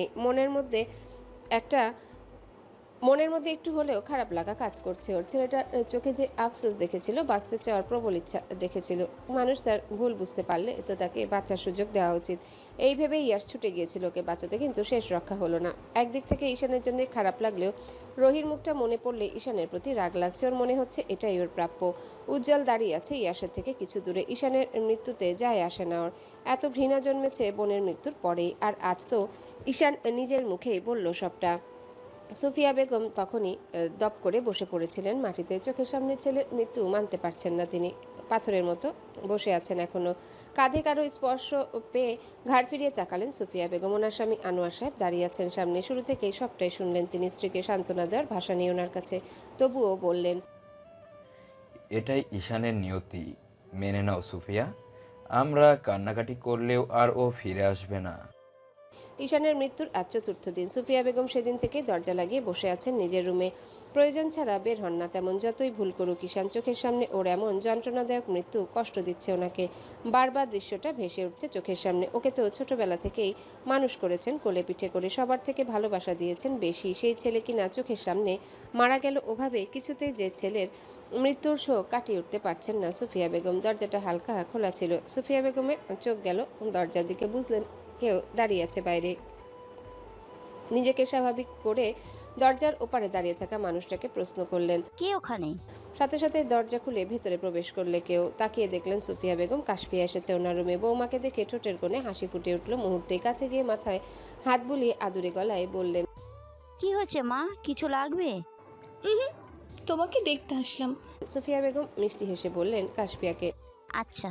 কাশফিয়াও হাসলো ওনার হাসির উত্তরে। হেঁটে গিয়ে বসলো বিছানায়। কিছুক্ষণ চুপ থেকে বলল সুফিয়া বেগমকে, তোমার ছেলে পাঠালো। অবাক চোখে তাকালেন সুফিয়া বেগম। ইয়াশ পাঠিয়েছে তার বউকে সুফিয়া বেগমের খবর নেওয়ার জন্যে। ছেলের সাথে সম্পর্কটা ওনার এতটাই তিক্ত হয়ে গেছে যে শেষ কবে সুন্দর মতো কথা বলেছিলেন তাও মনে নেই। মুখে মিষ্টি হাসি টেনে বললেন সুফিয়া বেগম, আমার মন ভালো নেই দেখে এসব সান্ত্বনা দিচ্ছ? না, আমাকে তো উনিই পাঠালেন। তুমি নাকি একা একা বসে আছো মন খারাপ করে, আমাকে বললেন কিছুক্ষণ এসে কথা বলতে। কথাগুলো শুনে মনের মধ্যে ভালো লাগা কাজ করলো সুফিয়া বেগমের। অজান্তেই চোখ বেয়ে দুফোঁটা পানি গড়িয়ে পড়লো ওনার। ইয়াসের তবে রাগ কমেছে ওর মায়ের প্রতি। এই দিনটার জন্যই যে অপেক্ষা করছিলেন তিনি। এক ছেলের পরিবর্তনে খুশি হলেও অন্য ছেলের মৃত্যু যে ভিতরটা পোড়াচ্ছে ওনার। সুফিয়া বেগম আর ইয়াস দাঁড়িয়ে আছে পাশাপাশি। ইয়াস ছাদে এসেছে অনেকক্ষণ। সুফিয়া বেগম এসেছিলেন রোদে শুকাতে দেওয়া কাপড় নিতে। তখনই দেখলেন ছেলেকে। ইচ্ছে হলো কথা বলার। কতদিন হলো আম্মু ডাক শুনেন না ইয়াসের মুখে। নিজে গিয়ে পাশে দাঁড়ালেন ইয়াসের। ইয়াস দেখলো কিনা সন্দেহ, নীরব রইল সে। সুফিয়া বেগম প্রথমে কথা না বললেও কিছুক্ষণ অপেক্ষার পর নীরবতা ভেঙে তিনি বললেন, আমি তোমার সাথে কথা বলতে চাই ইয়াস, সময় আছে তোমার? ইয়াস আগের মতো দাঁড়িয়ে থেকে উত্তর দিল সুফিয়া বেগমের কথাই। শুনছে। আমার প্রতি তোমার এত রাগ কেন ইয়াস? আমাকে আম্মু বলে ডাকতে মুখে বাঁধে তোমার? আমার কি ইচ্ছা করে না তোমার মুখে আম্মু ডাক শুনতে? কেন এত দূরত্ব বাড়ালে এই বাড়ি আর বাড়ির মানুষগুলোর সাথে? ইয়াস আলতো হাসলো, তাচ্ছিল্যের স্বরে বলল, তোমার তো বয়স কম হয় না আম্মু, রাগ আর অভিমানের মধ্যে ফারাক বুঝতে পারো না? কথা নেই সুফিয়া বেগমের মুখে। ইয়াসের কথার মানে কি এটাই যে সে অভিমান করেছে মায়ের উপর? সুফিয়া বেগমের চুপসে যাওয়া মুখটা দেখে হাসি পেল ইয়াসের। ছাদের রেলিংয়ে ভর দিয়ে তাকালো আকাশপানে। দীর্ঘশ্বাস ছেড়ে বলল ওনাকে, আমারও তোমার স্নেহ পেতে ইচ্ছে করে। প্রচণ্ড জ্বরে গা পুড়ে গেলে একা রুমে শুয়ে থেকে বিড়বিড় করে আমি তোমাকে ডাকতাম। আশা করতাম তুমি আসবে, মাথায় হাত বুলিয়ে সান্ত্বনা দেবে। তুমি কি সব কখনো করেছো? দুই এক পা পিছিয়ে গেলেন সুফিয়া বেগম। স্তব্ধ হয়ে তাকিয়ে রইলেন ইয়াসের দিকে। বলতে ইচ্ছে করলো ওনাকে, ইয়াস, তোমাকেও আমি ভালোবাসি বাবা। তো মনের কথা মনে রয়ে গেল। মুখ ফুটে বললেন না কিছুই। মায়ের নির্বাক চাহনি দেখে আবারও বলল ইয়াস, তুমি আমাকে ভালোবাসোনি আম্মু। আমাকে সব সময় দূরে ঠেলে দেওয়ার কারণটা কি বলবে? এই যে তোমাদের এত অভিযোগ আমি বাড়িতে আসি না, তোমাদের সাথে কথা বলি না, এগুলো কেমনি এমনি? আমার ভেতরটাও পড়তো, আমারও কষ্ট হতো, বারবার মাথায় ঘুরতো। কেন আবার আম্মু আমাকে দূরে ঠেলে দিয়ে অন্য কাউকে বুকে টেনে নেন? আমি কি তার ছেলে নই? ছেলের এমন প্রশ্নের উত্তরে কি দিবেন বুঝে উঠতে পারলেন না সুফিয়া বেগম। মুখ চেপে ডুকরে কেঁদে উঠলেন তিনি। নিজের দোষে কি তবে দূরত্ব বাড়ালেন ছেলের সাথে? ইয়াসের মনে এত অভিমান জমে আছে ওনার প্রতি, কিভাবে বুঝাবেন উনি? কখনোই ইয়াসের খারাপ চাননি, ভালো হবে ভেবে পাঠিয়েছেন বিদেশে পড়াশোনা করে ছেলে মানুষ হবে, এই আশাই তো ছিল ওনার মনে। মা ছেলের মধ্যে এত দূরত্ব বাড়বে জানলে কখনোই করতেন না এসব। নিজেকে সামলে নিলেন সুফিয়া বেগম। বললেন ইয়াসকে, আমি তোমার আম্মু ইয়াস, তুমি আমাকে মানো আর নাই মানো, আমি তোমাকে পেটে ধরেছি, পৃথিবীর আলো দেখিয়েছি। মা তোমাকে ভালোবাসি ইয়াস, তুমি ভুল বুঝেছো আমাকে। ইয়া শেষে উড়িয়ে দিল কথাটা। হয়তো বিশ্বাস করেনি সুফিয়া বেগমও বুঝলেন বিষয়টা, তবুও বলতে শুরু করলেন তিনি, তৈবা আফিয়া তখনও পৃথিবীতে আসুনি। তোমার দাদি বাড়ির প্রতিটা লোক, পাড়া প্রতিবেশী আমাকে কত কথা শোনাতো। বাচ্চা কাচ্চা হচ্ছিল না, তাই না পেরে ঈশানকে নিয়ে এসেছিলেন তোমার বাবা। তারপর তোমার বোন এলো, তুমি এলে। পেটে না ধরলেও ঈশান আমার প্রথম সন্তান, তাই হয়তো ওর প্রতি এত ভালোবাসা আমার। আমি তোমাকেও ভালোবাসি ইয়াস, তুমি আমার নিজের ছেলে। কথাগুলো বলে থামলেন সুফিয়া বেগম। ইয়াসকে ওখানে রেখে দৌড়ে চলে গেলেন ছাদ থেকে। কাশফি এত সময় দাঁড়িয়েছিল সিঁড়ির দরজার কাছে। ইয়াসের যে ওর আম্মুর প্রতি রাগ অভিমান জমে আছে তা অজানা নয় কাশফিয়া, তবে কখনোই কথা বলেনি এগুলো নিয়ে। আজ কেমন খারাপ লাগা কাজ করছে শাশুড়ির অশ্রু ভেজা চোখগুলো দেখে। ওনার চোখে মুখে যে ইয়াস প্রতি মায়া আর অপরাধ বোধ ছিল তা স্পষ্ট দেখেছে কাশফিয়া। কাশফিয়া এসে দাঁড়ালো ইয়াসের পাশে, বলল ওকে, মায়েদের প্রতি রাগ অভিমান জমিয়ে রাখতে নেই। উনি আর কতদিন বলুন? এবার না হয় যাওয়ার আগে সবার সাথে সম্পর্কটা ঠিক করে যাব। পরের বার এসে ওনাকে না পেলে আফসোস হবে না আপনার? ইয়াস চুপ করে রইল। কিছুক্ষণ পর তাকালো কাশফিয়ার দিকে। ওর যে আজ কষ্ট হচ্ছে। কাশফিয়ার তো আম্মু নেই, তাই এত আবেগী কথা বলছে, কিন্তু ইয়াসের আম্মু যে থেকেও না থাকার মতো ছিলেন, কখনোই ভালোবেসে কাছে টেনে নেননি ওকে। এমনি এমনি কি দূরত্ব বাড়িয়েছে এই বাড়ির সাথে? দীর্ঘশ্বাস ছাড়লো ইয়াস, বলল কাশফিয়াকে, আম্মা আমাকে ভালোবাসেন উপমা। আমার জীবনে উনি থেকেও না থাকার মতো ছিল আজীবন। মাঝে মধ্যে মনে প্রশ্ন জাগে, আমি কি মায়ের নিজের ছেলে? কে বলল উনি আপনাকে ভালোবাসেন না? আপনার ছোটবেলায় জামা কাপড় খেলনা সব উনি যত্ন করে রেখে দিয়েছেন, সামনে এসে কথা বলার সাহস পান না, তাই আপনার কথা মনে পড়লে ওগুলো আঁকড়ে ধরেই কান্নাকাটি করেন। ইয়াসের ভিতরটায় কেমন অদ্ভুত অনুভূতি হচ্ছে, কোথাও না কোথাও মায়ের জন্য খারাপ লাগা কাজ করছে ওর। ইয়াস কি তবে ভুল ভাবছে? মায়ের ব্যাপারে ওর কি উচিত সব মান অভিমানের দেয়াল ভেঙে ফেলা? কি যেন ভেবে কাশফিয়াকে ছাদে রেখে দৌড়ে নিচে গেল ইয়াস। কাশফিয়া ঠোঁটের কোণে এক চিলতে হাসি টেনে তাকিয়ে রইল ইয়াসের যাওয়ার পানে। সময়টা হেমন্তের শেষ প্রান্তে, আস্তে আস্তে শীতের আগমন ঘটেছে প্রকৃতিতে। ইয়াস কাশফিয়াকে নিয়ে কৌশিকদের গ্রামে এসেছে। ইনায়া বারবার কল দিচ্ছিল আসার জন্য, ইচ্ছে না থাকলেও না করতে পারেনি ইয়াস। কাশফিয়ারও ইচ্ছে হচ্ছে যাওয়ার আগে নিজের গ্রাম ঘুরে যাবে। গ্রামের রাস্তা খুব একটা ভালো না, গাড়ির ভিতরে ঢুকবে ঠিকই, তবে কাশফিয়ার ইচ্ছে করছে ইয়াসের সাথে পায়ে হেঁটে বাড়ি পর্যন্ত যাবে। কাশফিয়ার ইয়াস যাচ্ছিল ভাঙাচোরা ছোট্ট চায়ের দোকানটার সামনে দিয়ে, যেখানে ওদের প্রথম দেখা হয়েছিল। কাশফিয়া হাঁটা থামিয়ে দাঁড়িয়েছে ওখানে, বারবার দোকানটার দিকে তাকিয়ে খুঁজছে কাউকে। ইয়াস বিরক্ত হয়ে বলল কাশফিয়াকে। কি হলো উপমা, দাঁড়িয়ে আছো যে? কাশফিয়া মিষ্টি এসে ইয়াসের হাত ধরল, কাঁধে মাথা রেখে বলল, এখানেই আমার প্রথম দেখা হয়েছিল, মনে আছে আপনার? ইয়াস মুচকি হেসে বলল কাশফিয়াকে। হুম, এখানে আমাদের দ্বিতীয়বার দেখা হয়েছিল। বিস্মিত নেত্রে ইয়াসের মুখ পানে তাকালো। কাশফিয়া অবাকের সহিত বলল, ওকে। তাহলে প্রথম দেখা কোথায় হয়েছিল? তোমার স্কুলের প্রোগ্রামে। কি? কবে? কখন? ইয়াস কেবল হাসলো, উত্তর দিল না কাশফিয়ার কথায়। চায়ের দোকানের ভদ্রলোক এগিয়ে আসলেন ওদের দিকে। ইয়াসের থেকে চোখ সরিয়ে ভদ্রলোকের দিকে তাকালো কাশফিয়া, মুখে হাসি টেনে বলল ওনাকে। কেমন আছেন চাচা? ভালো আছি মা, তুমি কেমন আছো? বাড়িতে না গিয়ে রাস্তায় দাঁড়িয়ে আছো যে? আমিও আলহামদুলিল্লাহ ভালো আছি, আপনাকে দেখব বলেই দাঁড়িয়েছিলাম এত সময়। ভদ্রলোক হাসলেন কাশফিয়ার কথা। ইয়াসের সাথেও কিছুক্ষণ কথা বললেন উনি, তারপর দুজনে বিদায় জানিয়ে চলে গেল কৌশিকদের বাড়িতে। ইয়াস আর কাশফিয়া বসে আছে ড্রয়িং রুমে। কাশফিয়ার মামি ওদের জন্য খাবার বানাতে ব্যস্ত। ইয়াস তো ফোন ঘাটছে। কাশফিয়া চুপচাপ বসে আছে ওর থেকে কিছু দূরে। বারবার কৌশিক ইনায়ার রুমের দিকে তাকিয়ে দেখছে ইনায়া বের হলো কিনা। ইয়াস আর কাশফিয়া যেখানে বসে আছে সেখান থেকে ইনায়াদের রুমের দূরত্ব খুব একটা বেশি না, দরজাটাও আধা খোলা। হঠাৎই কাশফিয়ার কানে আসলো ইনায়ার কথা। কান্নারত কণ্ঠে বারবার বলছে ইনায়া। আস্তে, ব্যথা পাচ্ছি আমি। ইনায়ার কথার উত্তরে বলল কৌশিক। বাচ্চাদের মতো কান্নাকাটি লাগিয়েছো কেন? আসতেই তো দিচ্ছি। কাশফিয়া কান পেতে শুনলো কথাগুলো। শুকনো ঢোক গিলে একবার ইয়াসের দিকে তাকালো, পরে আবার মুখ ফিরিয়ে অন্যদিকে তাকিয়ে বিড়বিড় করে বলল, এই দিন দুপুরে কী সব শুরু করেছে এটা স্বামী স্ত্রী?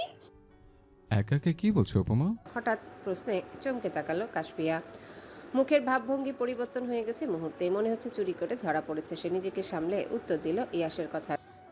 কই কিছু না তো। কাশফিয়া একটা ক্যাবলা মার্কা হাসি দিল ইয়াসের দিকে তাকিয়ে। আবারও কৌশিক ইনায়ের রুমের দরজার সামনে চোখ গেলে দেখলো ওর মামাতো বোন স্নেহা দাঁড়িয়ে আছে দরজার সামনে, মনোযোগ দিয়ে দেখছে ভিতরে কি হচ্ছে। চোখ দুটো গোল গোল করে কাশফিয়ার তাকিয়ে আছে স্নেহার দিকে। কিছুক্ষণ ওভাবে তাকিয়ে থেকে ধমক দিয়ে বলে উঠেছে ওকে। স্নেহা, কি অসভ্যতাম এগুলো? ওখানে দাঁড়িয়ে কি দেখছিস? বোনের বড়সড় ধমকে কেঁপে উঠে স্নেহা দ্রুত কাশফিয়ার সামনে এসে দাঁড়িয়েছে, বলছে মিনমিন কণ্ঠে। বকছি কেন মানে? তুই ওখানে দাঁড়িয়ে কি দেখছিলি? অতিরিক্ত পেকে গেছিস তাই না? ইয়াসের মেজাজ খারাপ হচ্ছে কাশফিয়ার এমন ব্যবহারে। এক তো এখানে এসে বিরক্ত লাগছে, আরেক কাশফিয়ার চেঁচামেচি। বিরক্ত হয়ে ধমকের স্বরে বলে উঠছে ইয়াস। উপমা, কি হচ্ছে এসব? কি হচ্ছে মানে? রুমে ভাইয়া ভাবি। পুরো কথাটা বলতে পারলো না কাশফিয়া, জিভ কেটে তাকালো অন্যদিকে। হুশ জ্ঞান হারিয়ে কী সব বলে দিচ্ছিল নিজেও জানে না সে। ইয়াসের হাত ধরে ঘোরালো নিজের দিকে। কিছুক্ষণ চুপ থেকে প্রশ্ন করলো ভাইয়া ভাবি কি? কাশফিয়া কি বলবে বুঝলো না, তাকিয়ে রইল স্নেহার দিকে। স্নেহা আমতা আমতা করে বলল, কথাটা বলে এক মুহূর্ত দাঁড়ায়নি স্নেহা, ছুটে চলে গেছে ড্রয়িং রুম ছেড়ে। কাশফিয়া হা করে তাকিয়ে আছে ওর যাওয়ার দিকে। নিজের মাথায় নিজেই কাটটা মেরে বলল বিড়বিড় করে, ছি ছি ছি ছি, নাউজুবিল্লাহ, এত খারাপ মাইন্ড আমার! কি সব ভেবে বসে আছে। ইয়াস হয়তো বুঝলো কিছু, হাসতে হাসতে গিয়ে বসলো সোফায়। কাশফিয়া দাঁড়িয়ে রইল আগের জায়গাতে, বোকা বোকা চাহনিতে তাকিয়ে রইল ইয়াসের হাসি মাখা মুখটার দিকে। ইয়াস হাসি থামালো, কাশফিয়ার হাত টেনে নিজের কোলে বসিয়ে বলল, যখন তখন আমার দুষ্ট চাহনিতে আমাকে সিরিয়াস করার চেষ্টা করো না তো বউ। আমি কন্ট্রোল হারিয়ে ফেললে প্রতিবারের মতো তুমি পালানোর জন্য কান্না করবে। লজ্জা পেল কাশফিয়া, মুখ লোকালো ইয়াসের বুকে। ইয়াস হাসলো, বইয়ের কাজে ওর কথায় লজ্জা পেয়ে ওর বুকে মুখ লোকালো উপমা। ইনায়া মাত্রই বেরোলো রুম থেকে, সাথে ছিল কৌশিকও। ইনায়া মজা করলেও লজ্জায় অন্যদিকে মুখ ঘুরিয়ে নিল কৌশিক। দাঁত কিরমির করে বলল ইয়াসকে, বুড়ো বয়সে বাচ্চা মেয়ে বিয়ে করলে এই হয়। লজ্জার সময় মাথা খেয়েছে এই ছেলে। ফটাফট উত্তর দিল ইনা। তুমি কেমন আমার জানা তুমি কেমন আমার জানা আছে। নিজেও তো আধবুড়ো, কপাল ভালো তাই আমাকে পেয়েছো। এত মেজাজ কিসের তোমার? ওর বউকে ও মারবে কাটবে যা ইচ্ছে করবে, তোমার কি? সবসময় ইয়াসের পক্ষ নিয়ে কথা বলবে না ইনায়া। ওর বউ হওয়ার আগে কাশফি আমার বোন। ভাইয়ের কথা কানে আসলো কাশফিয়া দ্রুত সরে গেল ইয়াসের কাছ থেকে। কৌশিকের রসকসীন চেহারাটা দেখেই রাগ হলো ইয়াসের।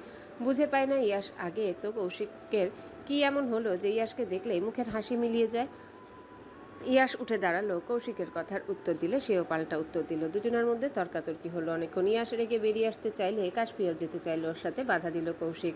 রক্তচক্ষু নিয়ে কৌশিকের দিকে তাকালো ইয়াস। ঝাড়া মেরে কাশফিয়ার হাতটা ওর থেকে ছাড়িয়ে নিয়ে বলল, নিজের সীমানার মধ্যে থাকবে কৌশিক।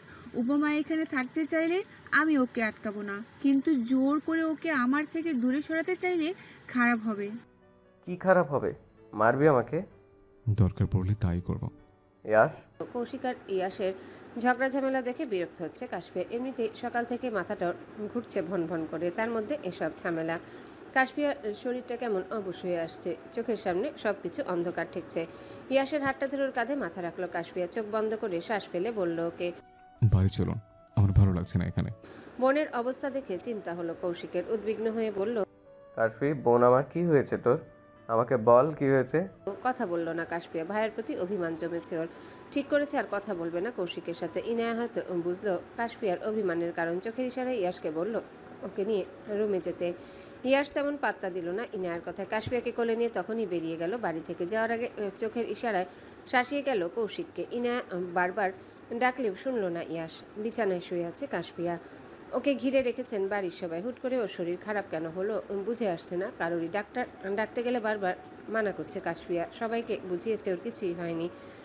সবার সাথে কথা বলা শেষে কাশফিয়া ঘাড় কাত করে তাকিয়েছে সোফায় বসে থাকা ইয়াসের দিকে। ওর চোখে মুখে চিন্তার ছাপ স্পষ্ট। কাশফিয়ার এমন অবস্থা দেখেই হয়তো চিন্তা হচ্ছে। সুফিয়া বেগম লক্ষ্য করলেন বিষয়টা। এক এক করে রুম থেকে বেরিয়ে গেলেন সবাই। ইয়াস এসে বসলো কাশফিয়ার পাশে। ওর হাত টেনে চুমু দিল বেশ কয়েকটা। কাশফিয়া মুচকি হেসে বলল ইয়াসকে, আমি ঠিক আছি। সত্যিই তো? হুম। কাল আমরা ফিরছি। দ্রুত উঠে বসলো কাশফিয়া। বলল ইয়াসকে, কোথায়? যেখানে ছিলাম এতদিন। আরে কিছুদিন থাকি, আমার যেতে ইচ্ছে করছে না। কথা শুনলো না ইয়াস। নানা বাহানা দিয়ে বলল কাশফিয়াকে কালই তাদের ফিরে যেতে হবে। গাল ফুলিয়ে বিছানায় শুয়ে পড়ল কাশফিয়া। বারবার ডাকলেও শুনলো না ইয়াসের কথা। ইয়াস জানে কি করলে ওর উপমার এই রাগ গলে পানি হয়ে যাবে, তাই জোরাজোরি না করে চলে গেল রুম থেকে বেরিয়ে। সময়টা সন্ধ্যা মাত্রই রুমে ঢুকলো ইয়াস।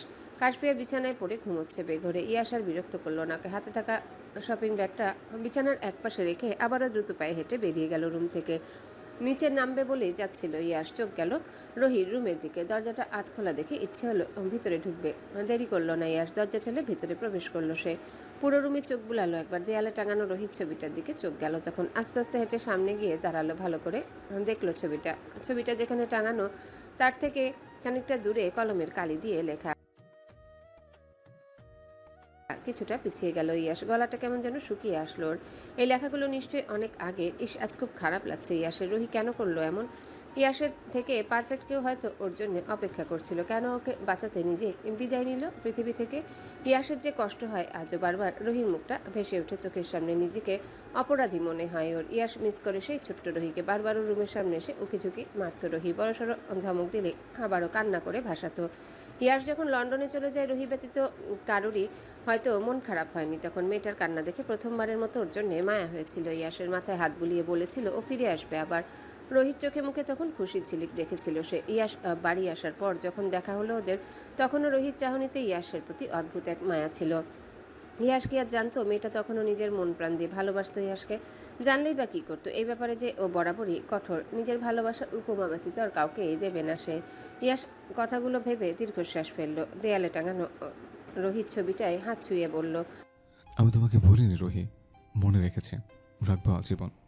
তখনই কানে আসলো উজ্জ্বলের ডাক। ঘাড় ফিরিয়ে তাকালো ইয়াস। চোখের চশমাটা ঠেলে উজ্জ্বল বলল ইয়াসের উদ্দেশ্যে, সাথে যাবে ইয়াস? কেন? অনেকদিন হলো আড্ডা দেই না আমরা, কাল তো চলেই যাবে, চলো আর জমিয়ে আড্ডা দেই।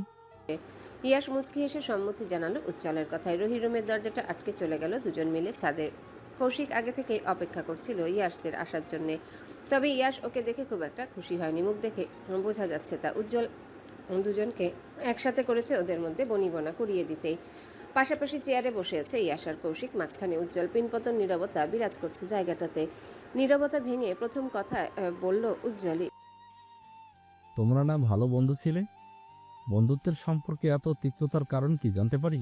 ইয়াস কথা বলল না, ভাবলেশীনভাবে বসে রইল আগের মতোই। তবে কৌশিক কথা বলল, মেজাজ দেখিয়ে বলল সে।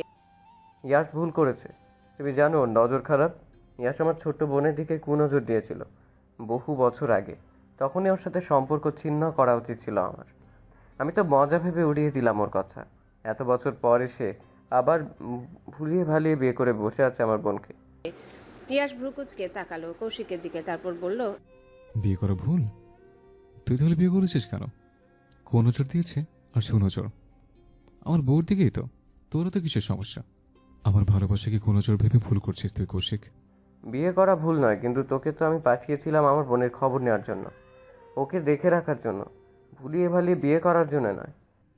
তোর বোনের ভাগ্য ভালো, আমার মতো বর পেয়েছে। আর দেখে শুনে রাখার একমাত্র উপায় হলো বিয়ে করা। আমি আবার লয়াল, বিয়ে সাথে ছাড়া কারো দায়িত্ব কেন নেব? তাই সোজা বিয়ে করে বউ বানালাম। এখন খালি জুনিয়রদের মুখে আব্বু ডাক শোনা বাকি। অসভ্যতামর একটা সীমা থাকে ইয়াশ। কি আজব, বিয়ে করেছে বাবা হবো না? চুপ রইল কৌশিক। ওর রাগের কারণ হলো সেদিন ইয়াসের এমন উগ্র আচরণ। বাইরের লোকের সামনে ওকে ছোট করেছে ইয়াস, না জেনে না বুঝে কাশফিয়াকেও কথা শুনিয়েছে ওরা। এজন্য এতটা ক্ষেপে আছে কৌশিক। কিন্তু কি আর করবে, সেই তো বোনর। পাগল প্রায় ইয়াসের জন্যে। চোখ মুখ শক্ত করলো কৌশিক, বিড়বিড় করে বলল, আমার বোকা বোন এই অসভ্য ছেলের মধ্যে কি দেখে এত পাগল হয়েছে কে জানে। তুই মাথা মোটা গর্ধব জানার পরেও ইনায়া তোর মধ্যে যা দেখে পাগল হয়েছে। কৌশিক রেগে তাকালো ইয়াসের দিকে। এই ইয়াস মুখের উপর অপমান করে বসে সবসময়। এই জিনিসটা অপছন্দ কৌশিকের। ইয়াসের ডোন্ট কেয়ার ভাব নিয়ে বসে আছে আগের মতোই। ওর কথায় কে কি ভাবলো তাতে যায় আসে না কিছুই। কৌশিক কিছু বলতে নিলে থামিয়ে দিল উজ্জ্বল। বলল কৌশিকের উদ্দেশ্যে, কাশফিয়া ইয়াসের কাছে ভালো আছে কৌশিক, আর ঝামেলা করো না, তুমি মেনে নাও ওদেরকে। কৌশিক মুখে বিরক্তি নিয়ে উত্তর দিল। মেনে না নিয়ে উপায় আছে? ইয়াস হাসলো কৌশিকের কথায়, মুখ ভেঙচি কেটে উঠে চলে যেতে যেতে বলল, তুই মেনে না নিলেও আমার যায় আসে না, আমার যা পাওয়ার পেয়ে গেছে। ইয়াস যাওয়ার পরে চলে গেল কৌশিক। উজ্জ্বল হাসছে আর ভাবছে মনে মনে সেদিনের কথা। মাঝখানে একবার দেশে এসেছিল ইয়াস, বাড়ির কেউ না জানলেও উজ্জ্বল জেনেছিল কোনোভাবে। ইয়াসের বন্ধুর স্কুলে প্রোগ্রাম ছিল, চিফ গেস্ট হিসেবে ডাকা হয়েছিল ওকে। এর সপ্তাহখানেক পরে ইয়াসের লন্ডন ব্যাক করার কথা ছিল। পড়াশোনার ক্ষতি হচ্ছিল ওর এখানে থেকে। উজ্জ্বল সেদিন ইয়াসের সাথে দেখা করতে গিয়েছিল স্কুলে। উজ্জ্বল যখন অফিস রুমে ইয়াসের কাছে গেল তখন জানালার কাছে দাঁড়িয়ে মনোযোগ দিয়ে কিছু দেখছিল ইয়াস। স্কুলের গেটের সামনে দাঁড়িয়েছিল এক মেয়ে, পরনে ইয়াসের পছন্দের নীল রঙের শাড়ি, হাতে একগুচ্ছ কদম ফুল। টুপটাপ বৃষ্টি পড়ছিল তখন। মেয়েটার ঠোঁটের কোণে লেগে থাকা হাসি, কোমর পেরিয়ে যাওয়া লম্বা কালো চুল, ডাগর ডাগর আঁখি জোড়া, সবকিছুই অদ্ভুতভাবে আকর্ষণ করছিল ইয়াসকে। বারবার ইচ্ছে করছিল কাছে গিয়ে ছুঁয়ে দিতে মেয়েটাকে। পরে আবার নিজেই নিজেকে বকুনি দিচ্ছিল ইয়াস। একই ভাবছে সে, মেয়েটার বয়স খুব বেশি হলে 15 কি 16 হবে। ইয়াসের বয়সের সাথে 11 কি 12 বছরের গ্যাপ তো হবেই। ইয়াসকে নাই মেয়েকে নিয়ে আকাশ পাতাল ভেবে যাচ্ছে, তাও প্রথম দেখাতে না ইয়াসকে এগুলো মানায় না। এই ভেবে নিজেকে মনে বকাঝকা দিল ইয়াস। কাঁধে কারো হাতের স্পর্শ পেয়ে ঘুরে তাকালো ইয়াস, দেখলো উজ্জ্বল দাঁড়িয়ে আছে ওর ঠিক সামনে। স্কুল থেকে বেরিয়ে দুজন মিলে কথা বললো অনেকক্ষণ। প্রায় সপ্তাহখানেক পর ইয়াস যখন ফিরে যাবে তখন আবারও দেখা হয় মেয়েটার সাথে, কিন্তু তখন ওর সাথে ছিল কৌশিক। বুঝতে বাকি নেই ইয়াসের এই হলো কৌশিকের একমাত্র বোন, যার গল্প শুনে এসেছে এতদিন ধরে। সেদিনও ইয়াসের সাথে উজ্জ্বল ছিল। ওর ভাবুক চেহারা দেখে প্রশ্ন করলো উজ্জ্বল, কি এত ভাবছো শুনি? বললে উত্তর দেবে কি? বলেই দেখো। আমার এক বন্ধুর প্রেম পড়েছে বুঝলে, কিন্তু মেয়েটার তুলনায় ওর বয়স অনেক বেশি। মেয়েটাকে বলতে চাইলেও পারছে না। স্বপ্নে এসে উকুচুকি মারছে বারবার। মনে কৌতূহল জাগছে তার সম্পর্কে জানার জন্য। আমার বন্ধুর কি করা উচিত? উজ্জ্বল বুঝলো ইয়াস কোনো বন্ধুর কথা বলছে না, বরং নিজেই কথাই বলছে। মুচকি হেসে কাঁধে হাত রেখে বলল ইয়াসকে, ভালোবাসে কি আর এসব বাধা মানে? তোমার বন্ধু তাকে মন থেকে ভালোবাসলে ঠিক পেয়ে যাবে, তবে অপেক্ষা করতে হবে। ধৈর্য ধরলেই না সফলতা আসবে। উজ্জ্বলের কথায় খুশি হলো ইয়াস, হেসে বিদায় জানালো ওকে। আজ আবারও উজ্জ্বলের মনে পড়ল সেদিনের কথা। বহুবার সে অপরিচিতা সম্পর্কে শুনেছে ইয়াসের মুখে। যখন হুট করে বিয়ে করে বাড়িতে বউ নিয়ে আসলো, সেদিনই বুঝে গেছে এই মেয়ে ইয়াসের ভালোবাসা। হঠাৎ দেখা হওয়া সেই অপরিচিতা। ইয়াসদের যাওয়ার সময় হয়ে এসেছে। সুফিয়া বেগম আর আনোয়ার সাহেব চুপ করেই আছেন আজ। যে কয়দিন ইয়াস থেকে সেখানে বহুবার বলেছেন এবার আর ফিরে না যেতে, কিন্তু ইয়াসের এক কথা, সে তার কাজ ছেড়ে এখানে পড়ে থাকতে পারবে না। কাশফিয়ারও তেমন ইচ্ছে নেই যাওয়ার। সেই সকাল থেকেই কান্না করে যাচ্ছে, যাবে না বলে। ইয়াস পাত্তা দেয়নি ওসবে। মমিকে কোলে নিয়ে গাড়িতে বসে আছে কাশফিয়া। ইয়াস কথা বলছে উজ্জ্বলের সাথে। বাড়ির সবার থেকে বিদায় নিয়ে গাড়িতে উঠতে যাবে, তখনই কানে আসলো সুফিয়া বেগমের কণ্ঠস্বর। আবার কবে আসবে? ঘুরে তাকালো ইয়াস। মায়ের কথার উত্তরে বলল সে, হয়তো আর আসবে না। আমার মৃত্যুর খবর পেলে অন্তত এসো। মায়ের অভিমানী কথায় বুকের ভেতরটা কেঁপে উঠল ইয়াসের। কথাটা শুনে কষ্ট পেল হয়তো। কাল কাশফিয়ার কথায় ছুটে গিয়েছিল ওনার সাথে কথা বলবে। মায়ের রুমের সামনে গিয়ে ফিরে এসেছে আবার। জড়তা কাজ করছিল ওর মধ্যে। মা কি ওকে দূরে ঠেলে দিবে নাকি বুকে টেনে নেবেন, এইসব প্রশ্নই বারবার ঘুরছিল মাথায়। তখন তো ইয়াস ফিরে আসলো, কিন্তু এখন ইচ্ছে করছে ওনার সাথে কথা বলতে। সব মান অভিমানের দেয়াল ভেঙে ছোট্ট বেলার মতো জাপটে ধরতে ইচ্ছে করছে মাকে। ছেলের থেকে কোনো কথার উত্তর আসবে না জানেন সুফিয়া বেগম, তাই আশাও করেননি। সবাইকে গেটের সামনে রেখে চলে যাচ্ছিলেন উনি। দুই এক পা বাড়াতেই কানে আসলো ইয়াসের কণ্ঠস্বর। আম্মু? দ্রুত মাথা ঘুরিয়ে তাকালেন সুফিয়া বেগম। ইয়াসের মুখ কতদিন পরে শুনলেন আম্মু ডাক। কোনো বিরক্তি নেই ওর চোখে মুখে। মায়ের প্রতি একরা স্নেহ আর ভালোবাসা প্রকাশ পাচ্ছে কেবল। সুফিয়া বেগম নিজেকে সামলে নিলেন, বললেন ইয়াসকে, কিছু বলবে? ওপর নিচ মাথা নাড়ালো ইয়াস, যার উত্তর হ্যাঁ। সুফিয়া বেগমের চোখ দুটো ছলছল করে উঠল। মনে হচ্ছে চোখের সামনে সেই ছোট্ট ইয়াসকে দেখছেন উনি। এগিয়ে গেলেন সুফিয়া বেগম, বললেন ইয়াসকে, কি বলবে বলো? আমি তোমাকে অনেক ভালোবাসি আম্মু। সুফিয়া বেগমের চোখ বেয়ে দুফোঁটা পানি গড়িয়ে পড়ল। তখনই দৌড়ে গিয়ে ইয়াসকে জড়িয়ে ধরে বললেন কান্নারত কণ্ঠে, আমিও তোমাকে ভালোবাসি বাবা। আমি মিস করব তোমাকে। আমার ভুল ছিল ইয়াস। তুমি মায়ের প্রতি এত রাগ করে থেকো না। তুমি আমার প্রতি রাগ করে থাকলে আমি মরেও শান্তি পাবো না বাবা। কাশফিয়া তত সময় নেমে এসে দাঁড়িয়েছে ইয়াসের পাশে। কিছুক্ষণ আগের মন খারাপ চলে গেছে নিমিষে। আফিয়া আর উজ্জ্বলও দাঁড়িয়ে আছে পাশে। ইয়াস আর সুফিয়া বেগমের সম্পর্কটা ভালো হয়েছে দেখে খুশি হয়েছে ওরাও। গাড়িতে উঠে বসলো ইয়াস আর কাশফিয়া। সবাইকে বিদায় জানিয়ে চলে গেল নিজেদের গন্তব্যে। ইয়াসরা লন্ডন ব্যাক করেছে আজ 1 সপ্তাহ হতে চলল। প্রতিদিনই কথা হয় বাড়ির মানুষদের সাথে। ইয়াসও কথা বলে ওর মায়ের সাথে। সবটা ঠিকঠাক হয়ে গেছে দেখে ভালোই লাগছে কাশফিয়ার রেজাল্ট এসেছে বেশ অনেক দিন হলো। পড়াশোনাতেও এতটা ভালো না হলেও একেবারে খারাপ না, যথেষ্ট ভালো রেজাল্ট এসেছে। এখানকার যে কোনো ভালো ভার্সিটিতেই ভর্তি হওয়া যাবে। মাঝখানে ইয়াস কাশফিয়ার ঝগড়া ঝামেলার জন্য খেয়াল করেনি এই বিষয়টা। তবে আজ একটু নিশ্চিন্ত হলো।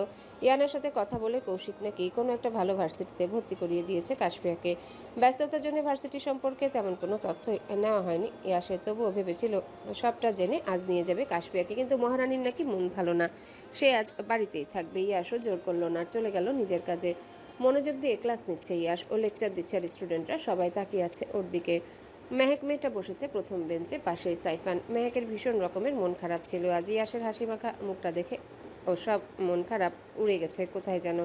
হঠাৎ ইয়াসের কানে আসলো মেয়েলি কণ্ঠস্বর। বিরক্তির ছাপ পড়লো পুরো মুখ জুড়ে। কেউ ডেকে বলছে ইয়াসকে, may I come in sir? বইয়ের দিকে মুখ রেখে উত্তর দিল Yash, no, you're late, stand there.